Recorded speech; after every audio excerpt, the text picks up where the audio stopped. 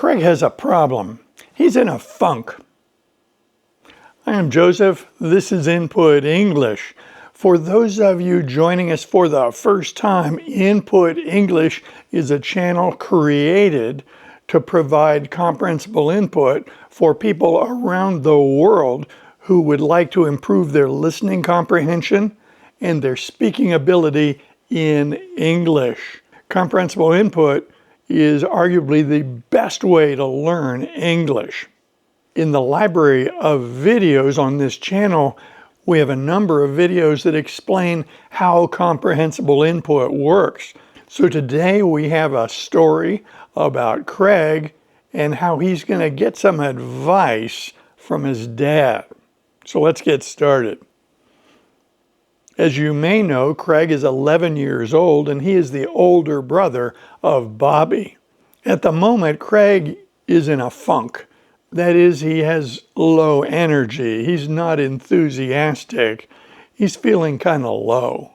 For quite some time, Craig has felt kind of in between childhood and adulthood, and that's reasonable because that's exactly where he is. He is 11 years old, and he is neither small child nor is he an adult. He's become acutely aware of this. He can't drive. He doesn't have control of much money. He doesn't shave. But at the same time, he doesn't feel like a little kid anymore. He finds himself thinking more like an adult than he used to. Things that he used to do for fun with Bobby don't interest him as much. One of his concerns is he doesn't have many friends. He thought that when he went to the 6th grade and changed schools to the middle school, that he would make more friends, as if the school was going to issue him friends the way they might give out school supplies. Craig came to realize that he has to put some effort into meeting people and making new friends. Now, Craig is not without friends. He has Trevor, but Trevor sometimes spells trouble. Trevor has gotten them into trouble in the past, like when he encouraged Craig to smoke that cigarette, like when he set the field on fire, and also when he broke Mr. Harper's window with a slingshot and a pebble. So even though Trevor is Craig's friend, sometimes Trevor brings a lot of trouble. What put Craig into this funk today is what happened in physical education class at school.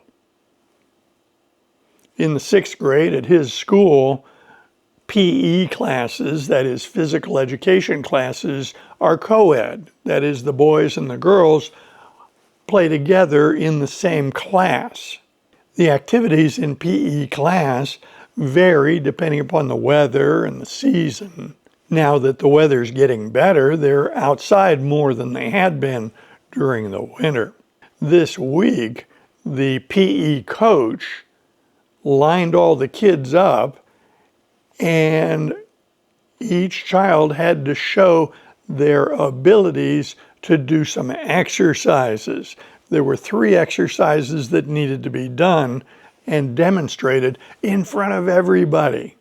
They needed to do calisthenics called jumping jacks, where they jumped and waved their arms and moved their legs in a pattern prescribed by the coach. And they needed to do 25 repetitions. Craig found that super easy. The next thing they had to do was 10 push-ups. Again, Craig found this relatively easy. He felt that he could do more than just the 10 that were required. Then it came time for the pull-ups. The kids were lined up in front of the pull-up bar. That is a bar that was above the level of their head, and each kid needed to reach up, grab the bar, and lift his or her body up until the chin was above the bar. This is called a pull-up or a chin-up. This was Craig's Waterloo. He could not do one pull-up.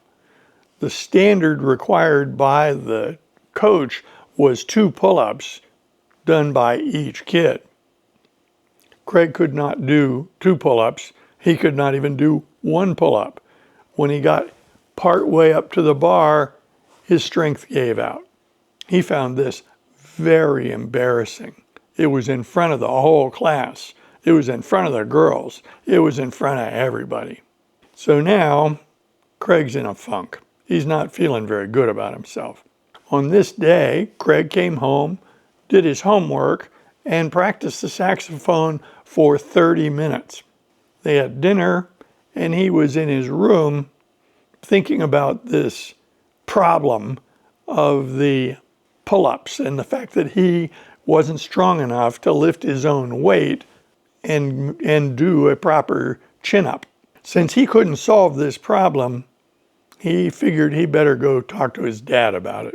So Craig went downstairs and found his dad reading in his chair in the living room. As was his custom, he walked into the room and he could tell that his dad knew that he was there. In a very short time, his dad put the bookmark in the book, put the book aside, and said, "Yes, Craig." Craig said, "I have a problem at school. Maybe you could give me some advice." Robert said, "Sure, son, have a seat," and offered him a chair. They were going to have a man-to-man talk. Craig explained the problems with the pull-ups. He explained what was going on. He said, "You know, in PE class, I'm not very fast, but I can run a long distance. When they wanted us to do the push-ups, I could easily have done more than the 10 that they required. The jumping jacks were super easy, but I didn't have the strength to pull myself up to a chin-up." And he gestured like that to his dad. His dad smiled and said, "Well, tell me more. Were any of the other kids able to do it?" Craig recited what he observed. He observed that a majority of the girls could do 1 pull-up. Some could do 2. Most of the boys could do 1 pull-up, and a majority of the boys could do 2. One of the boys, Dan, did 5, and he probably could have done more, but the teacher, the coach, said, "That's enough, Dan," and stopped him. So Robert says, "Well, why do you think Dan can do so many pull-ups?" Craig said, "Well, Dan's a lot bigger than the rest of us. He's got a lot of muscle. He looks older. He's 11, but he doesn't look 11. We think he shaves." Robert says, "Aha, that's a clue." Robert asked Craig what he thought about the situation. Did it really bother him a lot that he couldn't do the 2 pull-ups? Craig said, "Yes, it did. I felt embarrassed. I want to do well in school." Robert said, "We got this. Don't worry about it. Let me work through this with you and help you make sense of it." With that, Craig relaxed. That kind of reassurance is what he has come to expect from his dad. He knew his dad would be able to help him with this. Robert said, "We have some clues that we can look at to understand this better. 1, you're 11 years old. You're in that time of life where your body is going to be changing and you're going to look a lot less like a little boy and a lot more like a man. But this process, which we call puberty, happens gradually in middle school."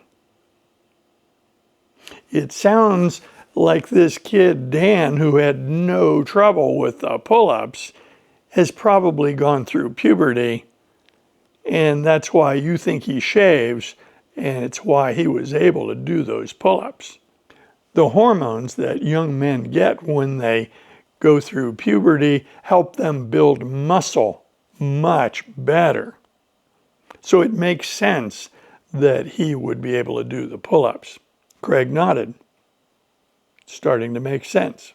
It also makes sense that the coach would be focused on physical strength because there are concerns that with the sedentary lifestyle in our society and a lot of work being done on computer rather than physical work, that people are not as strong as they used to be. So that makes sense. The other thing to understand is you can't gain a lot of strength very, very quickly. It takes time to build strength. It will be easier to build strength after you go through puberty. By the time you need to shave your whiskers, you're not going to have a problem building muscle by doing some exercise. It happens easily for young men. Again, Craig nodded. It is making more sense. Robert said, I don't want you to get upset about this situation. Don't get yourself all worked up over it, because this is a natural process and we have to let your body develop the way it's supposed to develop, but we can give you a little bit of help. Now that was music to Craig's ears because that's what he came for. He wanted some help. At that point, Robert excused himself and left the room. Said, I'll be right back. When he returned, he had a yellow elastic loop and he handed it to Craig. He said, this is a TheraBand and we're going to help you build some strength. Robert explained that he had that TheraBand exercise elastic loop because it was given to him by the physical therapist when he hurt his shoulder. He used that same elastic band to strengthen his shoulder, to rehab his shoulder after he hurt it. The yellow band is low resistance. He showed Craig how to loop the band under his feet and then do curls against the resistance of the band. He said, we're going to strengthen your muscle with this. He demonstrated how to do it, and then Craig repeated it himself. Craig objected, pointing out that it didn't seem like much resistance. It wasn't very hard. Robert explained, that's the idea. You don't want it to be very hard. You want strength, and so you want low resistance and high repetitions. So you don't just do 10 curls, you do 3 sets of 10 many times a day. Again, Craig understood and nodded. Now you show me you know how to do it. Craig did so. Robert said, okay, so if you do 10 in a row, that's a set of 10. And if you rest for a moment and do another set of 10, then that's 2 sets of 10. And what I want you to do is 3 sets of 10, so a total of 30 repetitions in 3 sets of 10. And I'd like you to do it when you get up in the morning. I'd like you to do it when you get home from school. Certainly do it before you go to bed. And then whenever you think of it, sit down and do 3 sets of 10. The trick here is low resistance, high repetition. It's going to take a long time to build the strength, but we're starting today. Craig asked, will that do it? Robert said, no, that won't do it. That'll just get you started. He continued by saying, tomorrow I'm going to bring home a chin-up bar that we're going to install in the doorway of your bedroom. We'll set it at the right height to where you can reach it easily, and then you can start doing pull-ups at home. He explained to Craig that this would not be a quick fix, but that if Craig did a lot of curls and a lot of even partial chin-ups, it would get easier and easier for him to do these pull-ups. And within a few weeks, he should be able to meet the requirements of his class. Robert asked, do you have any questions? Craig said, no, I'm going to go start working on the curls with this elastic. He said, I feel better. Thank you for helping with this. This was really bothering me, and I can understand what you explained. At that point, Craig excused himself, and just before he left the room, Robert said, "One more thing." Craig turned around immediately and looked directly at his dad. Robert said, "The thing to remember here is don't let this get you upset. You're 11 years old. This isn't that big a deal. And really, at age 11, you're at one of the best times of your life. You're discovering lots of new things. You're learning how to be an adult. And you shouldn't feel like you need to rush this process. Enjoy it. It's natural. It's normal. We all go through it. Don't let some teacher create a situation where you're all upset about something and you really shouldn't be upset about it. We've identified the problem. We have a plan of action, and we're going to overcome this problem. You will look back on this as really being nothing." Craig smiled, said thanks, and went up to his room.